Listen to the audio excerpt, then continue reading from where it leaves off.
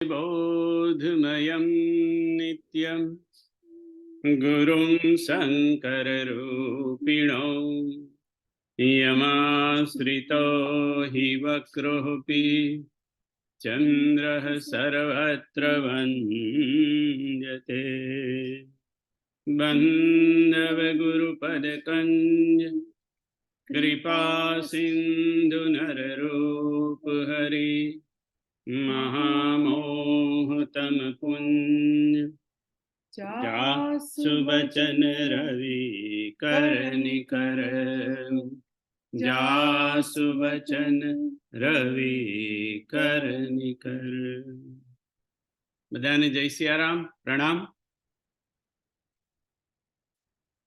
આપણે ગઈ વખતે રામેશ્વરની કથાનું દર્શન કર્યું.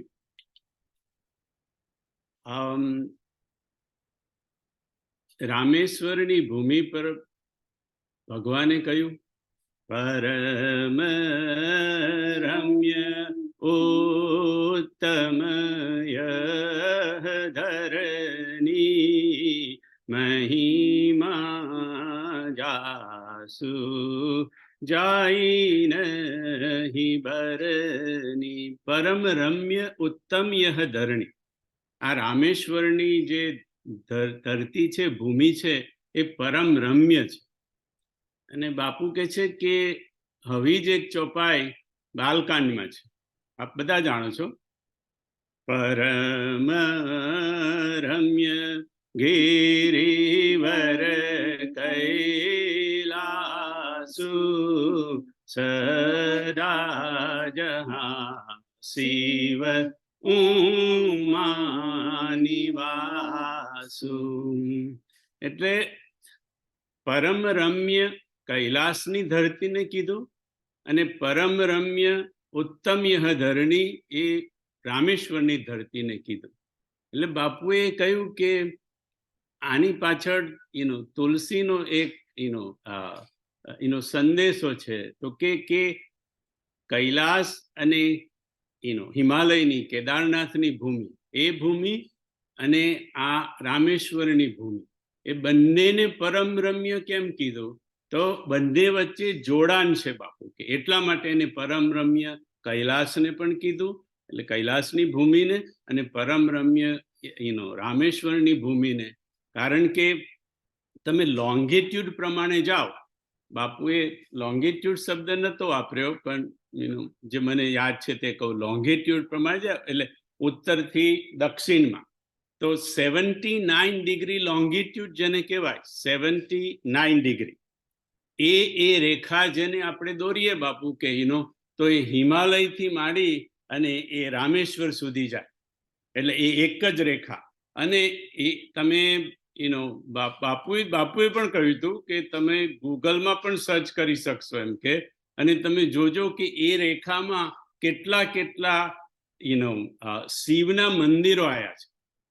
મોટા ભાગના આ શિવના જ્યોતિર્લિંગ એ 79 ડિગ્રી લોંગિટ્યુડના એરિયાની અંદર આવેલા છે. કેમ? અને બધા એ જ્યોતિર્લિંગ તો ખરા જ, પણ બધા મંદિરો પણ, શિવજીના એટલા બધા મંદિરો આ લોંગિટ્યુડ 79 ડિગ્રી લોંગિટ્યુડ રેખામાં આવ્યા છે.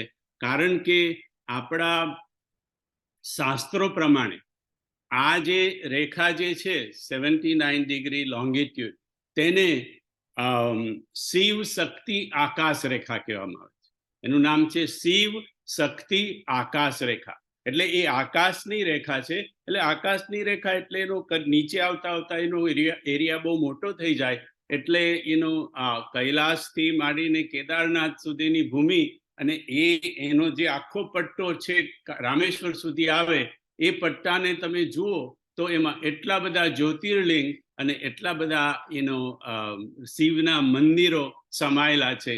તો એટલા માટે, કારણ કે આ શિવ શક્તિ આકાશ રેખા છે એટલા માટે. અને એનો ઈશારો કરતા તુલસીદાસજીએ લખ્યું, પરમ રમ્ય ઉત્તમય ધરની પરમ રમ્ય ગિરિવર કૈલાસુ શું બંનેને પરમ રમ્ય કહ્યા.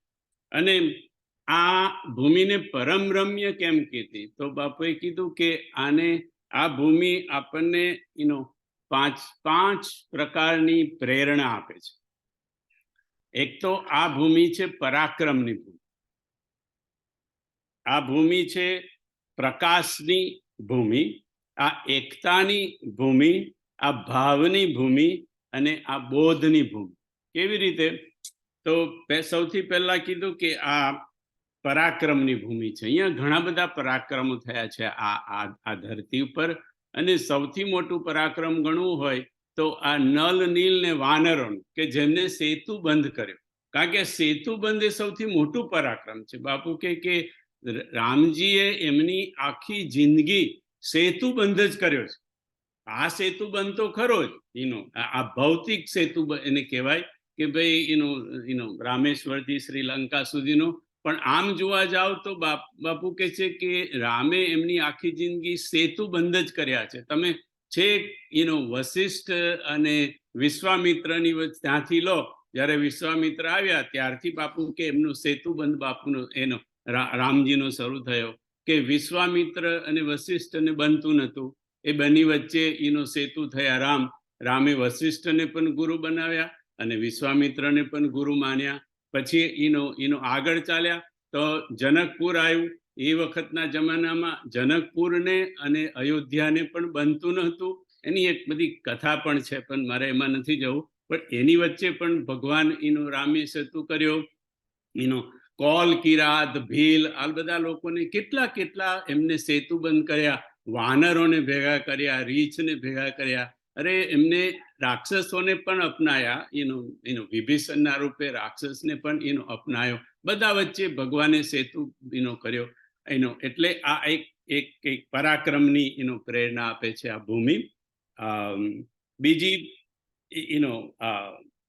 પ્રકાશની પ્રેરણા આપે કે પ્રકાશમાં રહેવાનું, પ્રકાશમાં જીવવાનું. કારણ કે અહીંયા શિવજી છે, અને શિવજી તો બોધના દેવતા છે, જ્ઞાનના દેવતા છે. આપણે એમને વાત થઈ એકતાની પણ પ્રેરણા આપે, ભાવની પ્રેરણા. ભગવાને પોતાના શિવજીના ભાવને લીધે અહીંયા રામેશ્વરની સ્થાપના કરી. અને આપણે જાણીએ છીએ કે રામ એ શિવને પોતાના ઈષ્ટ માને છે, અને શિવ એ રામને એ પોતાના ઈષ્ટ માને છે. પરસ્પર ભાવની આ ભૂમિ છે. અને બોધની ભૂમિ, કારણ કે આ તો વંદે બોધમયમ નિત્યમ ગુરુ શંકર રૂપીનો. શંકર પોતે જ બોધરૂપ છે, જેની અહીંયા પ્રાર્થના પ્રતિષ્ઠા કરવામાં આવી છે. એટલે આ કથાનો સાર, મને રતિભાઈ કહેતા હતા કે થોડું બાપુએ જો કથાનો સાર કીધો હોય તો તે પણ એ કરજો. તો આ મુખ્ય રામેશ્વરના સેતુબંધનો સાર કે સેતુ બંધ કરવો.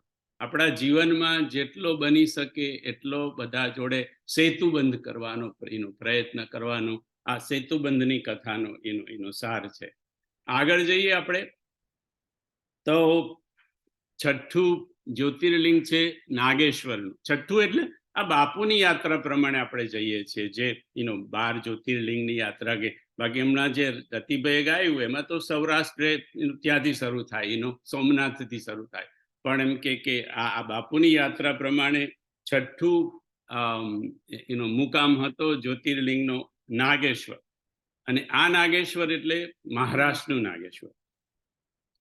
એ જ્યોતિર્લિંગની કથા એવી છે કે દારૂકા નામની એક રાક્ષસી હતી, અને દારૂક નામનો એનો પતિ હતો, અને એ લોકો દારૂકા વનમાં રહેતા હતા. હમણાં જે રતિભાઈએ ગાયું ને એમાં આવે છે ને કે દારૂકા વને એટલે આ દારૂકા વનમાં એ લોકો ત્યાં આગળ રહેતા હતા.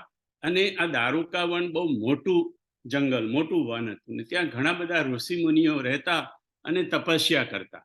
એટલે આ દારૂક અને દારૂકા એ બંને આ ઋષિ મુનિઓને ખૂબ ભજવતા.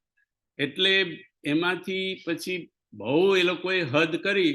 એટલે પછી એક ઋષિ ઔરવ ઋષિ, એ ઔરવ ઋષિએ એ લોકોને શ્રાપ આપ્યો કે જાઓ, તમે અહીંયા આવીને બધાને હેરાન કરો છો, પરેશાન કરો છો, સાધુ સંતોને નડો છો, તમે આ વનમાં પ્રવેશ નહીં કરી શકો. જો તમે આ વનમાં પ્રવેશ કરશો તો તમારું મૃત્યુ થશે. એટલે આવો શ્રાપ મળ્યો એટલે દારૂક ને દારૂકા બંને ગભરાયા. પછી એ લોકોથી વનમાં જવાની હિંમત ન ચાલી. એટલે દારૂકાએ પછી નક્કી કર્યું કે હું એમ કે ભગવાનનું તપ કરું અને એમ કે એનું વરદાન મેળવું અને એમ કે પછી એમ કે જો મને શક્તિ મળે તો હું વનમાં પ્રવેશ કરું. એટલે દારૂકા પાર્વતીજીનું તપ કરે છે. અને તપ કરે એટલે તો હવે બાપુ કે તપ કરે એટલે ભગવાનને જેનું તપ કરે એને પ્રગટ થઈને વરદાન આપવું પડે. પછી હવે જે માગે એટલે દારૂકાએ માગ્યું કે મારાથી આવી રીતે મને પ્રવેશ બંધી છે આ ઋષિ દ્વારા, પણ એમ કે જો તમે મને વરદાન આપો તો હું વનમાં હું પ્રવેશ કરી શકું. એટલે એને તપ કર્યું હતું. એટલે પાર્વતીએ કહ્યું ભલે તું વનમાં પ્રવેશ કરી શકે, દારૂક વનમાં પ્રવેશ કરી શકીશ. એટલે અને પાર્વતીના આશીર્વાદથી એ ગઈ અને કશું થયું નહીં દારૂક ને દારૂકા બંનેને. પણ પછી ફરી એ લોકોએ પાછું, કારણ કે સ્વભાવ તો બદલાય નહીં ને, એટલે ફરી પાછું એ લોકોએ બધા ઋષિ મુનિઓને પજવવાનું શરૂ કરી દીધું. પછી તો હવે તો પાર્વતીની શક્તિ પણ એમને મળી છે, એમના આશીર્વાદ પણ મળ્યા છે. એટલે પહેલા કરતા પણ વધારે એમને તોફાન ને એનો ત્રાસ વધી ગયો. અને પછી એ દારૂક વનની નજીકમાં સમુદ્રનો કિનારો પણ છે. એટલે પછી તો એમને તો સમુદ્રની તરફ પણ પોતાનો વિસ્તાર વધારી દીધો, બધાને પજવવાનો. ત્યાંથી જતા આવતા વાહન લઈને લોકો જો વાહનમાં આવતા એ લોકોને પણ પજવવાનું એમને શરૂ કરી દીધું. અને એ દરમિયાન એમને એક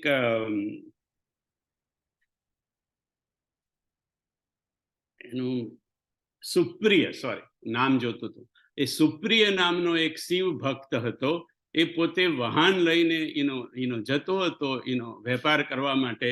તો આ દારૂક ને દારૂકાએ એનું વાહન લૂંટી લીધું. એ તો બરાબર છે, પણ એમ કે પછી આ સુપ્રિયને એ લોકોએ કેદ પણ કરી અને કેદ જ્યાં આગળ કરી દીધો એની અંદર. તો આ સુપ્રિય શિવ ભક્ત હોવાને લીધે કેદખાનામાં પણ એ શિવજીનું નામ લયા કરતો. અને એટલું બધું એ શિવ ભક્ત હતો કે એને જે બધા રખવારો ચોકીદારો હતા એ બધા ચોકીદારોને પણ શિવ ભક્ત કરી દીધા.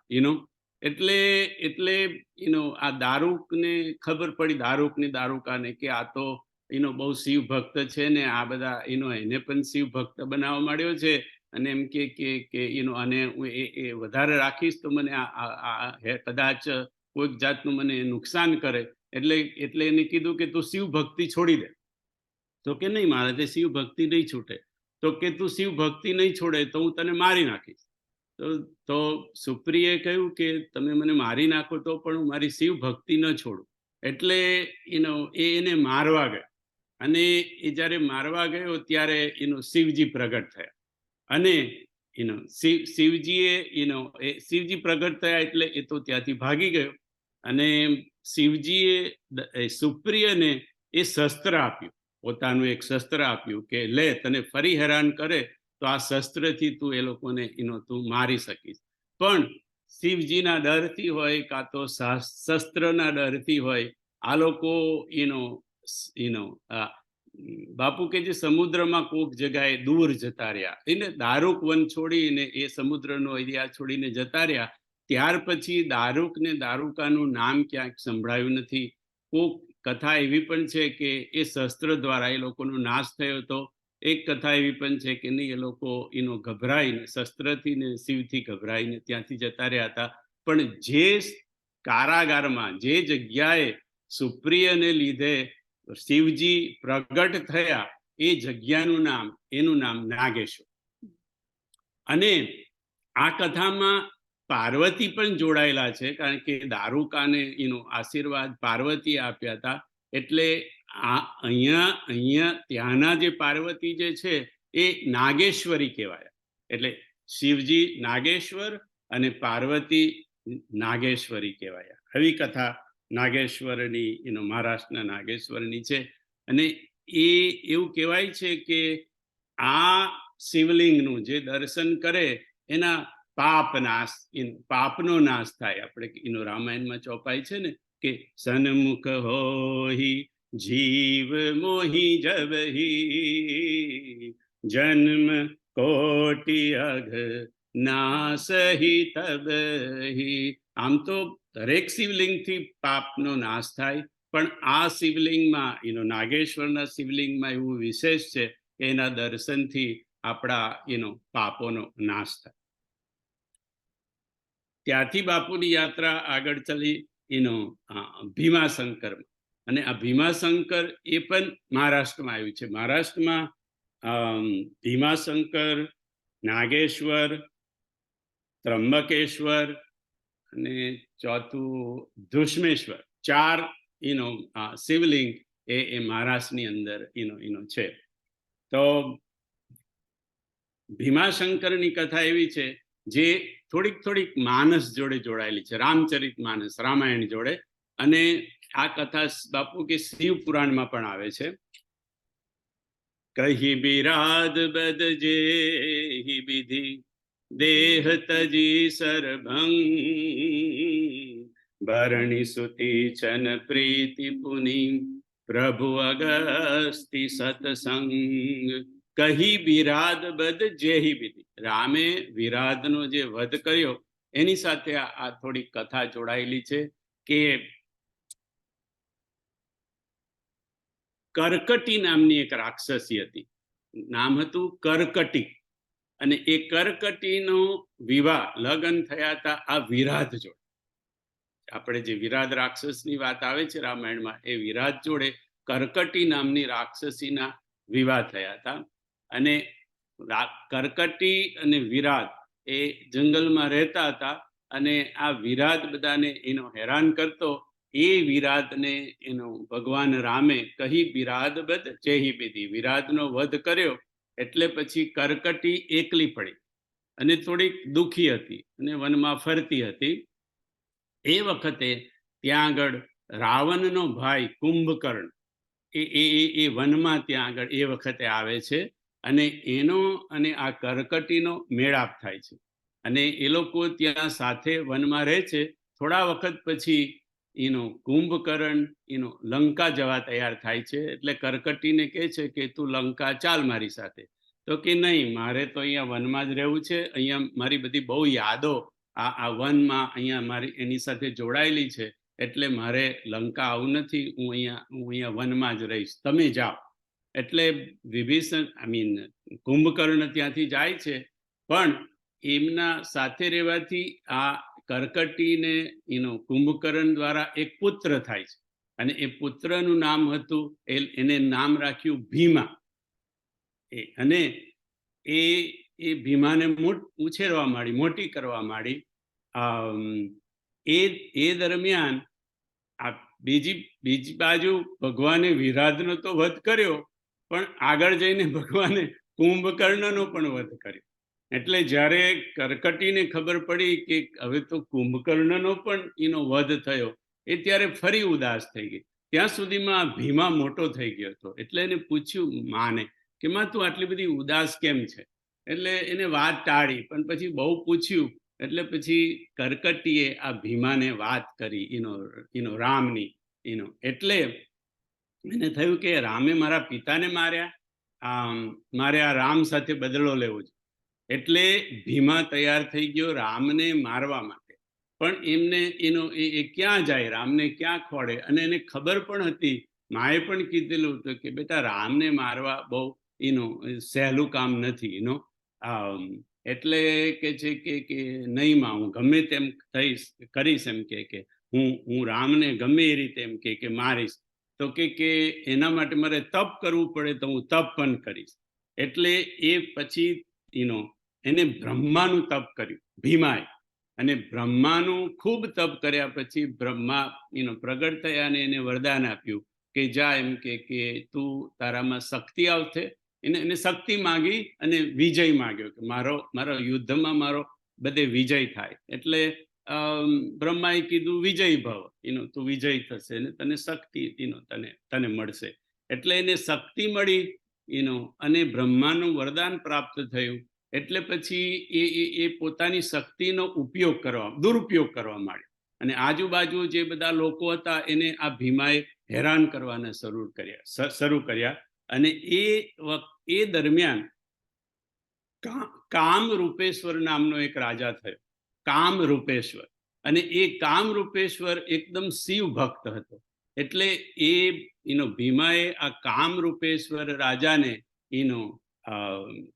પજવવા માંડ્યા. અને એ શિવની ભક્તિ કરતા હતા.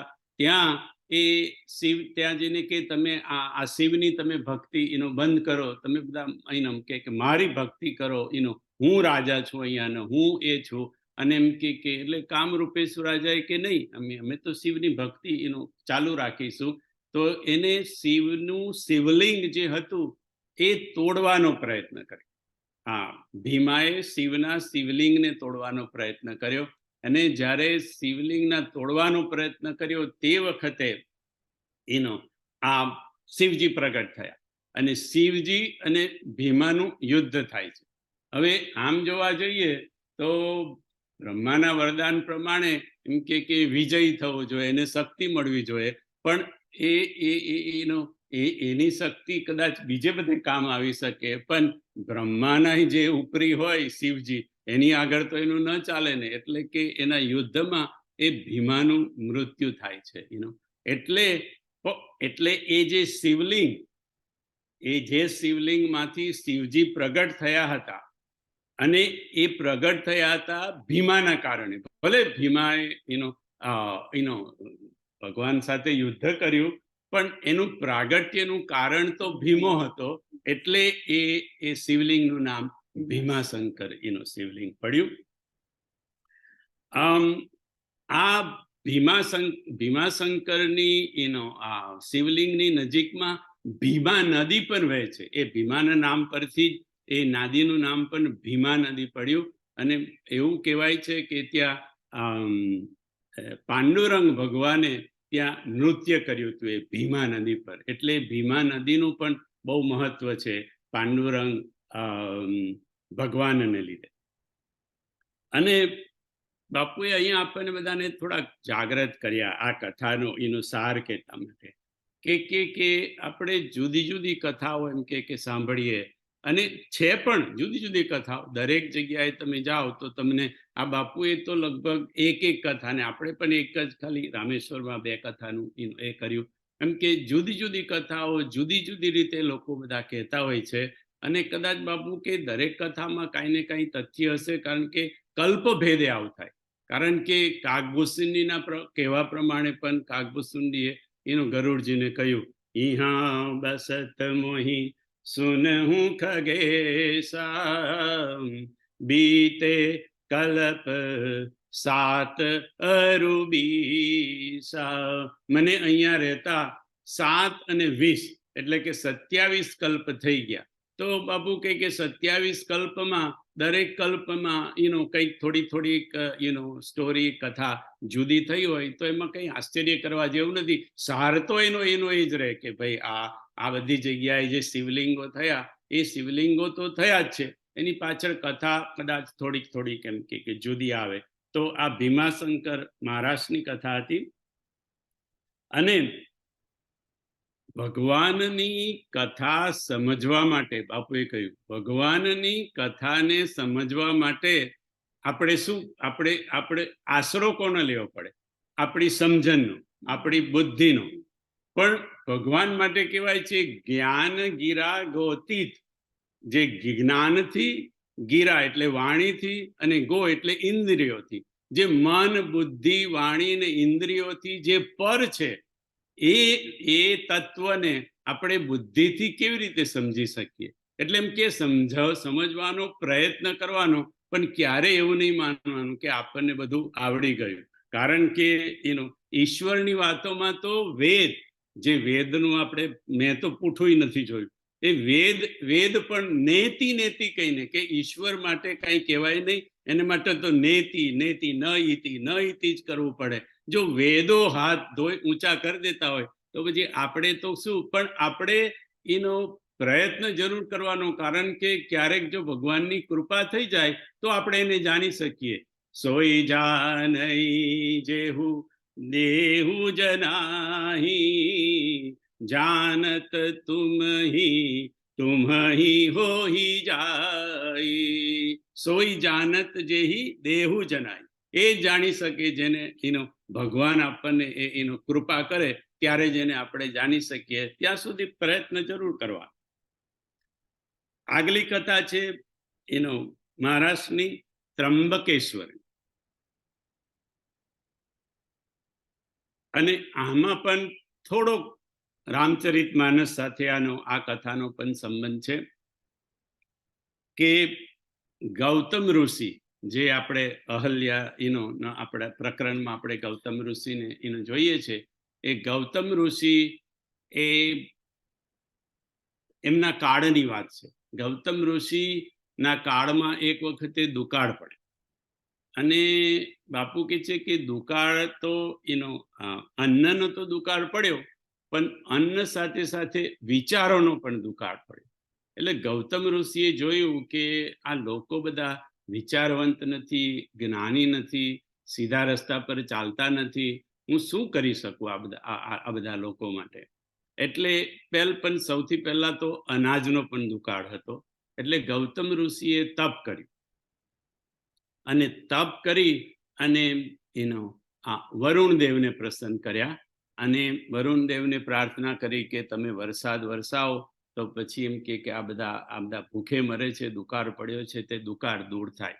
અને ગૌતમ ઋષિના તપથી પ્રસન્ન થઈને વરુણ દેવ એ વરસાદ વરસાવ્યો, અને લોકોને ખાવા પીવાનું અનાજ ને બધું મળવા મળ્યું. પછી એમને થયું કે મારે હવે લોકોને વિચારવંત કરવા જોઈએ, થોડા થોડા એમનામાં થોડી સમજ આવે, થોડું જ્ઞાન આવે, થોડી ભક્તિ આવે, એના માટે મારે પ્રયત્ન કરવો પડે. પણ ગૌતમ ઋષિને લાગ્યું કે મારે એ કરવા માટે મારે બહુ લાંબુ આયુષ્ય જોઈએ. આટલી બધી પ્રજાને એકદમ સુધારવી હોય તો એમ કે લાંબુ આયુષ્ય હોય તો હું સુધારી શકું. એટલા માટે ગૌતમ ઋષિએ ફરી યમ રાજાનું તપ કર્યું, અને યમ રાજા પાસે માંગ્યું કે મને લાંબુ આયુષ્ય મળે, તમે મારી પાસે લાંબા સમય સુધી તમારે નહીં આવવાનું. યમ રાજાએ પણ એમને આશીર્વાદ આપ્યા, કારણ કે એમનો આશય એ હતો કે ભાઈ હું લોકોની મદદ કરું, લોકોની સેવા કરું, લોકોને થોડા સારે રસ્તે વાળું. એટલે યમ રાજાએ પણ એમને આશીર્વાદ આપ્યા.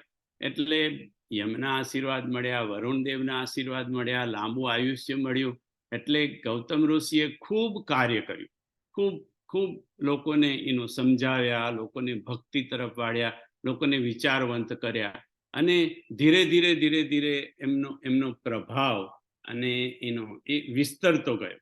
પણ બાપુ કે જેમ વ્યક્તિનો પ્રભાવ વિસ્તરે એમ એના વિરોધી તત્વો પણ વિકસે. એટલે ગૌતમ ઋષિનો વિરોધ થવા મળ્યો, અને એમાંય ઘણો વિરોધ તો બ્રાહ્મણો અને કહેવાતા સાધુ સંતો કહેવાતા, આમ તો એને સાધુ સંતો ન કહી શકાય, પણ કહેવાતા સાધુ લોકો, એ બ્રાહ્મણ લોકો, પંડિત લોકો, વિદ્વાન લોકો, આ બધાએ એમનો બહુ વિરોધ કર્યો, પણ એમનું કશું કરી ન શકે. એક વખતે આ લોકોએ શું કર્યું કે ગૌતમ ઋષિના આશ્રમની અંદર એક ગાયને મારી નાખી. ગૌતમ ઋષિના આશ્રમની એક ગાયને મારી નાખી, અને એ ગાયની ગો હત્યાનું પાપ, એનો આરોપ એ ગૌતમ ઋષિ પર કર્યો. ગૌતમ ઋષિને તો ખબર હતી કે મેં એ કર્યું નહીં, પણ એમને એ જાણી ગયા કે ભાઈ આ બધા લોકોનું કાવતરું છે, બધા ભેગા થઈને આવ્યા છે, આની સાથે મારે વિરોધ કરવાનો કરીશ તો પણ હું ક્યાંય નહીં, કારણ કે આ તો વિરોધ કરવા માટે જ આવ્યા છે આ લોકો. એટલે ગૌતમ ઋષિએ કીધું ભલે મારા આશ્રમમાં ગાયનું મૃત્યુ થયું છે તો હું સ્વીકારી લઉં છું કે એનું પાપ મારા માથે છે, એમ કે પણ હવે તમે જ લોકો, અને પેલા લોકોને તો આ જ જોઈતું હતું. પછી કે છે કે હવે તમે જ મને કહો કે આનું પ્રાયશ્ચિત મારે શું કરવું, કે તમારે મારી પાસે શું કરાવવું છે, મારે શું કરવું જોઈએ, તમે જ બધા કહો. એટલે એ બધા વિચારમાં પડ્યા કે આ તો આપણને એવું કે આ તો વિરોધ કરશે, આ કરશે, પણ આને તો સ્વીકારી લીધું ને આપણને કીધું કે તમે જ મને કહો મારે શું કરવું જોઈએ. એટલે એ લોકોએ મંત્રણા કરી અને ગૌતમ ઋષિને કીધું કે આનું પ્રાયશ્ચિત તો એ એક જ હોય કે આ જે ભૂમિ પર ગાયનું મૃત્યુ થયું છે એ ભૂમિ પર તમે ગંગાનો પ્રવાહ લઈ આવો. હવે એમને ખબર હતી કે ગંગાનો પ્રવાહ તો ક્યાં, એમ કે આ તો મહારાષ્ટ્રમાં ત્યાં તો ગંગા તો ઉપરથી વહે, ક્યાંથી આવવાની છે એમ કે. એટલે એમને ખબર હતી. એટલે પછી ધીરે ધીરે એમ કે આ જે બધું એમ કે ગૌતમ ઋષિની જે પ્રતિષ્ઠા જે વધી છે એ બધી પ્રતિષ્ઠા ખલાસ થઈ જશે કે ભાઈ એ કશું ના કરી શક્યા, એ ના કરી શક્યા એમ કે ગંગાનો પ્રવાહ ન લાવી શક્યા, એ ભગીરથ જેવા નથી કાંઈ કે ગંગાને લાવી શકે. એટલે ગૌતમ ઋષિએ તો એ સ્વીકારી લીધું કે ભલે હું પ્રયત્ન કરીશ એવું કરીને. એટલે ગૌતમ ઋષિએ પછી શિવની આરાધના શરૂ કરી. કારણ કે ભાઈ શિવ ગંગા તો શિવની જટામાં છે. પેલી ગંગાને તો હું ખબર નહીં કેવી રીતે લાવી શકું, પણ હું શિવજીને જ પૂછું એમ કે. એટલે એમને શિવજીનું ખૂબ આરાધના કરી, તપ કર્યું. શિવજી પ્રસન્ન થાય. શિવજી કે છે કે બોલો ઋષિ, તમને શું જોઈએ? તો કે ભગવાન મને કાંઈ જોઈતું નથી, બસ આ તો આ લોકોની માગ છે કે આવી રીતે મારી પર ગૌ હત્યાનું પાપ લગાડ્યું છે, અને એમ કે અહીંયા જો ગંગાનો પ્રવાહ આવે તો જ એમ કે હું એ પાપમાંથી, ગૌ હત્યાના પાપમાંથી મુક્ત થઉં. તો ગંગાને તમે અહીંયા ગમે એ રીતે, ગંગાનો પ્રવાહ તમે ગમે એ રીતે અહીંયા લઈ આવો. તો શિવજી કે ભલે, હું ગંગાને વાત કરીશ એટલે ગંગા જરૂર આવશે એમ કે એટલે શિવજીએ ગંગાને વાત કરી કે આવી રીતે મારો ભક્ત તકલીફમાં છે અને તમે તમારો એક પ્રવાહ તમે આ રીતે એમ કે ત્યાં લઈ જાઓ. તો ગંગા કે છે કે હું ત્યાં આવું તો ખરી, તમે કહો છો ત્યાં, પણ જો શિવજી તમે ત્યાં હોવ તો જ હું આવું. શિવજી, કારણ કે ગંગાને તો આમે શિવજી જોડે જોડાણ છે, એટલે કે તમે ત્યાં હોવ તો જ હું આવું.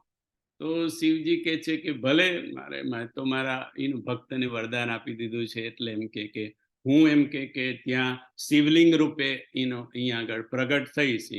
એટલે શિવજી અહીંયા આ ત્રંબકેશ્વરમાં શિવલિંગ રૂપે ત્યાં પ્રગટ થયા. અને એ શિવલિંગ થયા પછી ગંગાનો એક પ્રવાહ એ ત્યાં આગળ આવ્યો, અને આવી રીતે એમ કે એમને પાપ મુક્ત કર્યા. પાપમાં તો હતા જ નહીં, પણ આ બધા વિદ્વાનોને એના માટે એમ કે મુક્ત કર્યા. એ ગંગાનો પ્રવાહ એનું નામ ગૌતમી પડ્યું, કારણ કે ગૌતમ ઋષિ એ આ પ્રવાહ લઈ આવ્યા. એટલે એ પ્રવાહનું નામ, એ નદીનું નામ પડ્યું ગૌતમી. અને એ ગૌતમીને અત્યારે ગોદાવરી પણ કહેવાય છે. આપણે ગોદાવરી જે શબ્દ સાંભળીએ એ ગોદાવરી પણ કહેવાય છે. કોઈને ગૌતમી પણ કહે છે, કારણ કે ગૌતમ ઋષિએ અહીંયા આગળ એ લાવ્યા માટે. એટલે આ એ ત્રંબકેશ્વરની કથા આવી રીતે ગૌતમ ઋષિ સાથે જોડાયેલી છે. હવે રામાયણમાં આપણે આ ગૌતમ ઋષિને આપણે જાણીએ છીએ, પણ એ જે ગૌતમ ઋષિનો એ વખતનો જે આશ્રમ આપણે જે કહીએ, એ તો નરેશભાઈ આ બાજુ ત્યાં આવ્યો ને, યુપીની બાજુ આવ્યો ને. એ તો અત્યારે એ જે રામજીના એમાં આવ્યો, અયોધ્યાથી નીકળી અને જનકપુર જવાના રસ્તામાં આવ્યો. કારણ કે ગૌતમ, આપણે હમણાં જોયું, ગૌતમ ઋષિનું આયુષ્ય બહુ લાંબુ, અને એમને માગી લીધું હતું કે મને બહુ આયુષ્ય બહુ લાંબુ મળે. એટલે ગૌતમ ઋષિ આશ્રમ અહીંયા પણ ત્યાં આગળ થયો એક કાળમાં, પછી અહીંયા આગળ થયો હશે.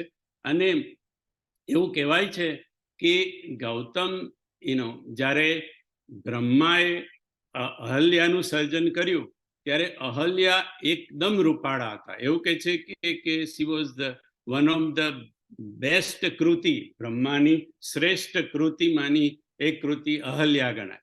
એટલે પછી અમને થાય છે બ્રહ્માને કે આટલી સુંદર કન્યાને સાચવશે કોણ, અને મોટી કેવી રીતે? કારણ કે એમને એ તો કરી દીધી ને ઉત્પન્ન તો કરી દીધી, પણ એમ કે બ્રહ્માને તો બધા ઘણા બધા કામ હોય, એટલે એમ કે આ કન્યાને હું કેવી રીતે સાચું? તો કે પછી મારે હું કોઈને સોંપી દઉં. એટલે એ બ્રહ્મા આ કન્યાને સોંપી ગયા ગૌતમ ઋષિને, કે ભાઈ તમે મારી આ થાપણ છે મારી, અને તમે આને તમે મારી થાપણની રીતે તમે એ કરજો. અને ગૌતમ ઋષિએ ગૌતમ સંહિતા લખી. નરેશભાઈ, ગૌતમ સંહિતા. અને ગૌતમ સંહિતા એની અંદર જેને આપણે આચાર સંહિતા પણ કહી શકીએ, એમાં બધી આચારની વાતો છે. અને બાપુએ કીધું કે આમ તો ઘણી બધી છે, પણ એમાંથી 4 આચારનું બાપુએ દર્શન કરાયું. એ 4 આચાર જોઈ લઈએ તો આપણને ખબર પડશે કે આ ગૌતમ ઋષિ પાસે બ્રહ્મા કેમ આવ્યા. તો ગૌતમ ઋષિના આચાર સંહિતાનું એક પહેલું સૂત્ર છે સંયમી જીવન. વ્યક્તિનું જીવન સંયમી હોવું જોઈએ. અને બાપુ કે જે સૌથી વધારે સંયમની જરૂર પડે યુવાની, પણ એવું જરૂરી નથી કે યુવાનીમાં જ હોય. સંયમની જરૂર તો યુવાનીમાંય પડે, મોટી ઉંમરે પણ પડે એમ કે, પણ સૌથી વધારે સંયમની જરૂર પડે એમ કે યુવાનીમાં. અને યુવાનીમાં સંયમ કરી અને પોતાની ઇન્દ્રિયનો ઉપયોગ વિવેક દ્વારા કરવો જોઈએ. આવું ગૌતમ ઋષિએ બધાને શીખવાડ્યું, જે ગૌતમ સંહિતામાં આવે. બીજું કે આપણને દરેક વ્યક્તિને ભૂત દયા હોવી જોઈએ. ભૂત દયા એટલે દરેક પ્રાણી માત્રમાં દયા. બીજા જીવ પ્રત્યે એટલે બીજા મનુષ્ય પ્રત્યે તો હોય, પણ દરેક જીવ પ્રત્યે પણ દયા હોવી જોઈએ. એટલે ભૂત દયાની સંહિતાનું પ્રાણી માત્ર એની પર આપણે દયા હોવી જોઈએ. અને દયા આપણને આપણા શરીર પણ હોવી જોઈએ.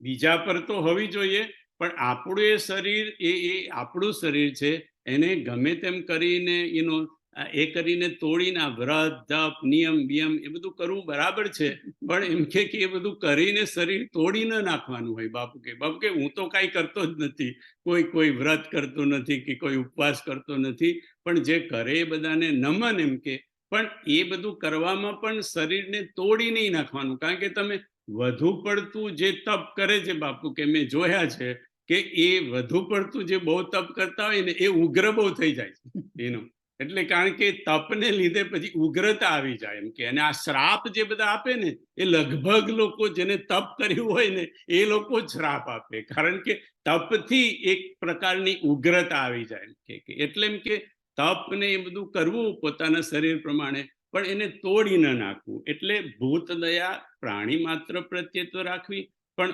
પોતાની શરીર પ્રત્યે પણ ભૂત દયા રાખવી. ત્રીજું સૂત્ર એમને કીધું કે પરોપકારિતા. એમ જેટલું બને એટલું આપણે બીજાની પર ઉપકાર કરવાનો. બીજાની ઉપકાર એટલે ઉપકાર તો બહુ મોટો શબ્દ છે, પણ બીજાની સેવા કરવાની જેટલી આપણાથી બની શકે. તનથી થાય તો તનથી, મનથી થાય તો મનથી, અને ધનથી થાય તો ધનથી. 3 વસ્તુ. અને બાપુ કે કદાચ ચાલો કે તનથી ના થાય, શરીર એવું હોય તો તનથી ના થાય, ધનથી ના થાય, કદાચ ધન આપણી પાસે ના હોય, પણ મનથી તો થાય કે નહીં. મનથી સેવા કરો એમ કે અને ઉત્તરકાંડમાં તો તુલસીદાસજીએ કીધું, કલિકર એક પુનીત પ્રતાપા, માનસ પુણ્ય હોઈ નહીં પાપા. કલિકર એક પુનીત પ્રતાપા, માનસ પુણ્ય હોઈ નહીં પાપમ. તુલસીદાસજી કહે છે કે કોઈ જો મને પૂછે તો હું કહું કે કળિયુગ સમયુગ આન નહીં. કળિયુગ જેવો કોઈ યુગ નથી. ભલે સતયુગનું મહત્વ છે, ત્રેતાનું મહત્વ છે, દ્વાપર યુગનું પણ મહત્વ છે, પણ આપણા બધા માટે તો કળિયુગ એ એકદમ આશીર્વાદરૂપ છે. કારણ કે આ 3 યુગમાં, સતયુગમાં, ત્રેતામાં અને દ્વાપરમાં તમારાથી કોઈ પણ પાપ તન મન અને એનાથી વાણીથી કોઈ રીતે પાપ ન થઈ શકે. દરેક પાપની ગણતરી થતી. જ્યારે કળિયુગમાં એવું કે મનથી તમે પુણ્ય કરી શકો, પણ મનથી જો તમારું પાપ થઈ જાય તો એ પાપની ગણતરી ન થાય. બોલો કેવું કહેવાય કે મનથી પુણ્ય કરો તો પુણ્યમાં ગણતરી થાય, પણ મનથી પાપ થઈ જાય એ પાપમાં ગણતરી ન થાય. આ કળિયુગનો, કારણ કે કળિયુગના જીવો બાપુ કે એ બચારાઓનો વાંક શું કે કળિયુગમાં જન્મ્યા. કળિયુગમાં તો ભાઈ આપણે બધાને થાય કે આપણે તો સતયુગમાં જન્મવું જોઈએ, તો કળિયુગ વાળાને કઈ લાભ મળવો જોઈએ ને. તો કળિયુગ વાળાનો લાભ એટલો કે મનથી પુણ્ય આપણાથી થાય અને મનથી કરેલું પાપ એની ગણતરી ન થાય. તો આપણે બીજાની સેવા તનથી ન કરી શકીએ કે ધનથી કદાચ ન કરી શકીએ, પણ મનથી તો કરી શકીએ. કોઈ આનું ભલું થાવ, આનું ભલું થાવ, આનું ભલું થાવ. આપણે એક વખતે વાત પણ થઈ હતી કે ભાઈ આની લોટરી લાગી જાય, આની લોટરી લાગી જાય, અરવિંદભાઈના એપલ ડબલ થઈ જાય. એટલે એટલે એટલે એવું પણ આપણને બીક લાગે કે કદાચ સાચું પડી જશે અને ડબલ થઈ જશે કે અરવિંદભાઈ આપણને આપવાના નહીં. એટલે આ તકલીફ છે આપણને કે ભાઈ આપણો કદાચ કંઈક નાભીમાંથી નીકળી જાય કદાચ કોઈ શબ્દ અને એને ખરેખર એ થઈ જાય. એટલે આપણે મનથી પણ એ નથી કરી શકતા કે આનું ભલ, ઉલટું મનથી આપણે બેઠા બેઠા આનું નખો જ જજો, આનું નખો જ જજો, આને મને આમ કર્યું હતું, આને મને આમ કીધું હતું. ભલે એનું પાપ નથી લાગતું કળિયુગની અંદર, પણ પુણ્યનો મોકો ચૂકી જઈએ છીએ. બાકી બેઠા બેઠા ઘરે બેઠા બેઠા સોફામાં બેઠા બેઠા પુણ્ય કમાવી શકાય, કઈ પણ કર્યા વગર. આનું ભલું થજો, આનું ભલું થજો. એટલે ગૌતમ આચાર સંહિતામાં કહે છે કે પરોપકાર, બીજા પર કરેલો ઉપકાર અથવા તો બીજાની સેવા જેટલી થાય એટલી કરવી. તો સંયમી જીવન હોવું જોઈએ, આપણામાં ભૂત દયા હોવી જોઈએ, આપણાથી થાય એટલી બીજાની સેવા પરોપકાર કરવો જોઈએ. અને ચોથું, આ બધું કર્યા છતાં ગૌતમ કહે છે કે નિરાભિમાનતા હોવી જોઈએ, કે અભિમાન ના આવી જાય કે મેં આ કર્યું, મેં આ કર્યું. બસ આ સૌથી મોટો સકલ શોકદાયક અભિમાન. ઉત્તરકાંડમાં કીધું કે આપણા બધા શોકનું મૂળિયું હોય તો એ અભિમાન છે, ઈગો. અને આપણને એવું લાગે છે કે આપણામાં અભિમાન છે જ નહીં, પણ બાપુ કે એને માપવાનું એક નાનકડું યંત્ર છે. આપણામાં અભિમાન છે કે નહીં એ માપવાનું નાનકડું યંત્ર છે. બાપુ કે અહીંયા હાથ મૂકી અને ખાલી એટલો તમે એ વિચાર કરો, મને ક્રોધ આવે છે, મને ક્રોધ આવે છે. અને જો એનો તમને અંદરથી જવાબ હા આવતો હોય તો સમજી જવાનું તમારામાં અભિમાન છે. કારણ કે ક્રોધ અભિમાન વગર ક્રોધ ન થાય, અને બાપુ કે અભિમાન વગર વિરોધ ન થાય. તમારામાં અભિમાન ન હોય તો વિરોધ ન થાય, અને અભિમાન ન હોય તો ક્રોધ ન થાય. એટલે ગૌતમે ચોથી વસ્તુ કરી નિરાભિમાનતા. સંયમી જીવન, ભૂત દયા, પરોપકાર, બીજાની સેવા અને નિરાભિમાનતા. આમ બાપુએ કીધું બધું બહુ વસ્તુ કીધી છે, પણ ગૌતમના આચાર સંહિતામાંથી આપણે આ વસ્તુ, આ 4 વસ્તુ લેવાની. અને આની પહેલી વસ્તુ હતી સંયમી જીવન, અને એ પણ યુવાનીમાં. એટલે મેં તમને બ્રહ્માની કથા કીધી. બ્રહ્મા અહલ્યાને મૂકી ગયા આ ગૌતમના આશ્રમમાં, કારણ કે ગૌતમ સંયમી જીવન માટે પ્રસિદ્ધ હતા. એટલે કે આ સંયમી મહાત્મા છે, એટલે હું આ સંયમી મહાત્માને ત્યાં હું અહલ્યાને મૂકી જાઉં. અને અહલ્યાને એ પોતાની થાપણ તરીકે બ્રહ્મા મૂકી ગયા હતા. નરેશભાઈ, ગૌતમ ઋષિએ અહલ્યા જોડે કોઈ પણ પ્રકારનો સંબંધ બાંધ્યો નથી. કોઈ પણ પ્રકારનો એટલે દીકરીનો પણ નહીં, કે ભાઈ કન્યાનો પણ નહીં, કે એનો પણ કોઈ પણ પેલું કહે છે ને કે બાપુ એક શબ્દ વાપરે છે, સંબંધ મુક્ત સંબંધ. સંબંધ મુક્ત સંબંધ. સંબંધ ખરો, પણ કોઈ સંબંધ, કોઈ નામ વગરનો, એનું સંબંધનું કોઈ નામ નહીં. એટલે ગૌતમ ઋષિએ અહલ્યા એ 16 વર્ષના કે 18 વર્ષના, હું એક્ઝેક્ટ એનું ઉંમર ભૂલી ગયો, પણ એ એટલા યુવાન થયા ત્યાં સુધી ગૌતમ ઋષિએ એ અહલ્યાને થાપણ તરીકે રાખે કે મારે ત્યાં આ બ્રહ્માની થાપણ છે. બસ કોઈ આવીને પૂછે કે ભાઈ આ કન્યા કોણ છે, આ દીકરી કોણ છે, તો કે છે કે એ બ્રહ્માની થાપણ છે. અને આ રીતે એમને 16-18 વર્ષ સુધીનો એમનો થાપણ તરીકેનો જ કેવળ સંબંધ રાખ્યો. પછી જ્યારે બ્રહ્મા એને લેવા માટે આવ્યા ત્યારે બ્રહ્માને થયું કે હવે આ દીકરી તો પરણાવાને લાયક થઈ, એમ કે તો હવે મારે કોઈને પરણાવી જોઈએ. અત્યાર સુધી તો ગૌતમે રાખી, હવે બાકીની જિંદગી એનો પતિ સાચવશે, એમ કે. એટલે એમ કે ત્યાં પણ પછી બ્રહ્માને થયું કે આ ગૌતમને છોડીને આના માટે બીજો પતિ કોણ સારો હશે, ને જેને એને આટલા બધા વર્ષો સુધી રાખી કેવળ થાપન રીતે, એની પર કોઈ જાતની દ્રષ્ટિ પણ ન કરી, એમ કે તો એનાથી તો સારો વ્યક્તિ મને કોણ મળશે. એટલે પછી બ્રહ્માએ અહલ્યાને પૂછ્યું અને અહલ્યાએ પણ પોતાની સ્વીકૃતિ આપી. એટલે અહલ્યાનું લગ્ન પછી ગૌતમ ઋષિ સાથે થયેલું. અને આપણે બધા જાણીએ છીએ કે અહલ્યાથી ભૂલ થઈ ગઈ. અહલ્યાની તો ભૂલ નથી, ઇન્દ્રની ભૂલ હતી. પણ પછી ગૌતમ ઋષિએ શ્રાપ આપ્યો. નરેશભાઈ, એક કારણ એનું એ હતું કે જે પોતે સંયમી જીવન જીવતો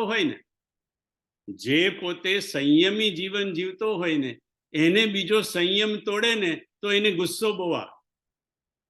જે પોતે સંયમી જીવન જીવતો હોય એને બીજો સંયમ તોડે એટલે ઇન્દ્રના પગલાથી, અહલ્યાના પગલાથી તો ગૌતમ નારાજ હતા જ, પણ જોડે જોડે એ પણ એમની પણ નારાજગી કે તારાથી તું મારી જોડે રહીને આટલા વર્ષો રહી અને તું સંયમ કેમ ચૂકી ગઈ, કે એ પણ એક કારણ ગૌતમ ઋષિના શ્રાપનું હતું. પછી ગૌતમ ઋષિ અને જ્યારે શિવજી જ્યારે પ્રગટ થાય છે ત્યારે ગૌતમ ઋષિ અને શિવજી વચ્ચે થોડો વાર્તાલાપ થાય છે. એ વાર્તાલાપની પણ બાપુએ ચર્ચા કરી હતી. તો એ પણ રતિભાઈ કીધું ને એવું સાર રૂપે આપણે એની પણ થોડીક ચર્ચા જોડે જોડે કરી લઈએ. ગૌતમ ઋષિએ થોડાક ગૌતમ ઋષિનું પહેલા જાણી લઈએ આપણે. ગૌતમ ઋષિની કથા તો જોઈ, પણ ગૌતમ એટલે ગો અને ઉત્તમ. ગો એટલે ઇન્દ્રિયો અને ઉત્તમ એટલે ઉત્તમ, શ્રેષ્ઠ. જેની ઇન્દ્રિયો શ્રેષ્ઠ છે એનું નામ ગૌતમ. ગો એટલે ઇન્દ્રિયો, જેની ઇન્દ્રિયો શ્રેષ્ઠ છે એનું નામ ગૌતમ. અને અહીંયા પ્રગટ થયા એ શિવજીનું નામ છે ત્રંબકેશ્વર. તો ત્રંબકેશ્વર, એટલે ત્રણ, અને અંબક એટલે આંખો. જેની 3 આંખો છે એવા ઈશ્વર એટલે ત્રંબકેશ્વર. અંબક એટલે આંખ. એટલે ત્રંબકેશ્વર અને ગૌતમ ઋષિની વચ્ચેનો થોડો સંવાદ છે. એની અંદર ગૌતમ ઋષિએ શિવ ભગવાનને પૂછ્યું કે ભગવાન, તમારા ભાલમાં આ ત્રિપુંડ છે, એ ત્રિપુંડનું રહસ્ય મને કહો. તમે ત્રિપુંડ કેમ કરો છો, ને તે પણ ભસ્મનું, અને એ ચિતાની ભસ્મનું. તમે એનું રહસ્ય શું છે? તો ત્રંબકેશ્વર ભગવાન એટલે શિવજીએ ગૌતમ ઋષિને કહ્યું કે એમ કે હું એ વ્યક્તિની ભસ્મનો લેપ મારા ભાલ પર કરું છું કે જેને 3 વસ્તુને બાળી અને ભસ્મ કરી નાખે. જેને જીવનમાં 3 વસ્તુને બાળી અને ભસ્મ કરી નાખી હોય એવી વ્યક્તિની ભસ્મને હું મારા ભાલ પર લગાડું છું. તો કે એ ગૌતમ ઋષિ કે છે 3 વસ્તુ કઈ, એમ કે તો કે ઈર્ષ્યા, નિંદા, દ્વેષ. જે વ્યક્તિએ આ 3ને મારી નાખ્યા છે એવા વ્યક્તિની ભસ્મને હું એમ કે મારા મસ્તક ઉપર એમ કે લગાવું છું. તો બાપુનો તો આ મેસેજ જ છે. બાપુએ તો આમની આખી જિંદગી જ આપણને સત્ય, પ્રેમ ને કરુણાનો મેસેજ આપ્યો છે. અને જોડે જોડે એ પણ કીધું, હમણાં છેલ્લા 10 વર્ષથી તો આ ઈર્ષા, નિંદા ને દ્વેષ પર બોલે છે. શરૂઆતની બધી કથાઓમાં મેં નરેશભાઈ તમે કદાચ વધારે જાણો, પણ સત્ય, પ્રેમ, કરુણા પર પહેલા બહુ બોલતા હતા. અત્યારે છેલ્લા થોડા વર્ષોથી આ નિંદા, ઈર્ષા અને દ્વેષ પર વધારે બોલે છે. મને એવું લાગે છે, અને આ કઈ બાપુએ નથી કીધું, મને એવું લાગે છે કે બાપુને થયું કે આ સત્ય, પ્રેમ અને કરુણા ઉષાભાઈ બડી દૂર નગરી છે આપણા માટે. સત્ય બહુ દૂર નગરી છે, પ્રેમ બહુ દૂર નગરી છે, કરુણા તો વળી એથી દૂરની નગરી છે. પણ આ ત્રણ વસ્તુ બાપુ કે જે સાવ નકામી છે, મારા શ્રોતાઓ, મારા ફ્લાવર જો આટલું કરે તો પણ એમ કે શિવજીના માથા પર ચડી જાય. કે જો આ ત્રણે ત્રણ નકામી વસ્તુ, જે બધી કામની વસ્તુ, કારણ કે સત્યની તો આપણે વાત કરી શકીએ, સત્યને પાલન કરવું, સત્યનું આચરણ કરવું, હા પ્રયત્ન જરૂર કરવો જોઈએ, પણ ખરેખર તો સત્યનું આચરણ કરવું. પ્રેમ એટલે તો પરમ પ્રેમની વાત છે, આપણા પ્રેમની વાત નથી. એટલે ભૌતિક પ્રેમની, પરમ પ્રેમ સુધી પહોંચવું અને હૃદયમાં કરુણાનો રાખવી, એ આપણે થોડું ઘણું કરી શકીએ. પણ આ ત્રણે ત્રણ તો બડી દૂર નગરી લાગે છે મને. પણ આ જે ત્રણ નકામી વસ્તુ, દ્વેષ, ઈર્ષા અને નિંદા, એ જો આપણા જીવનમાં જતી રહે તો બાપુને પણ લાગતું હશે કે તો કદાચ મારી આ કથાનું આ બધો શ્રમ એ બધો એમ કે લેખે લાગે, એમ કે જો મારા શ્રોતાઓ આટલું કરી શકે. તો ગૌતમે એમનું ભગવાનને બાલમાં એ કરે છે, ભસ્મ કેમ લગાવે છે એનું પૂછ્યું. બીજો પ્રશ્ન કર્યો કે તમારા 3 નેત્ર કયા કયા? એટલે એના જવાબમાં શિવજીએ કીધું કે મારી જમણી આંખ છે એ સત્યની આંખ છે, મારી ડાબી આંખ છે એ કરુણાની આંખ છે, અને મારી જે મધ્યની આંખ છે કપાળની ત્રીજી એ કરુણાની આંખ છે. અને સત્ય, કરુણા અને પ્રેમની વચ્ચે. હવે પ્રેમ, અગ્નિની આંખને એમને પ્રેમ કીધી કારણ કે જમણી આંખને સત્યની આંખ અને સૂર્યની, એને સૂર્ય પણ કહેવાય છે અને સત્ય પણ કહેવાય છે. ડાબી આંખને ચંદ્ર પણ કહેવાય છે અને કરુણા પણ કહેવાય છે. અને આ વચ્ચેની આંખને એમ કે અગ્નિની આંખ પણ કહેવાય અને પ્રેમની આંખ પણ કહેવાય. પ્રેમની કેમ એનું અત્યારે હવે સમય નથી. અને ત્રીજો પ્રશ્ન કર્યો કે આપણી પાસે આપ ત્રિશૂલ રાખો છો, એ ત્રિશૂલનું રહસ્ય શું છે?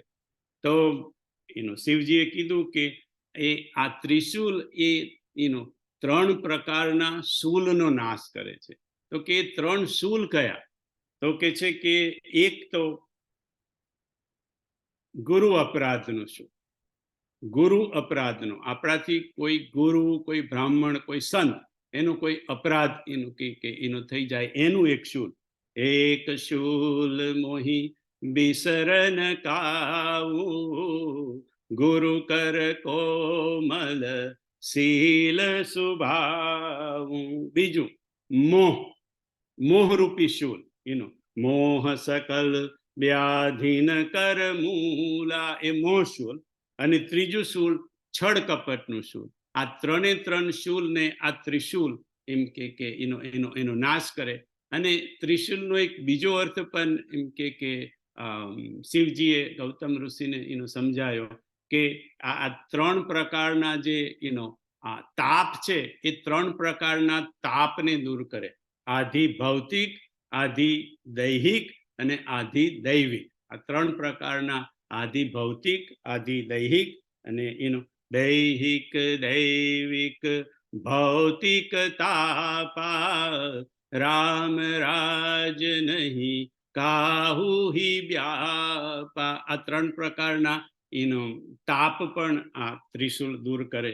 આવો જ્ઞાનનો સંવાદ ગૌતમ ઋષિ અને શિવજીને આ ત્રંબકેશ્વર શિવલિંગ આગળ પણ થાય છે. બધાને જય સિયારામ, પ્રણામ.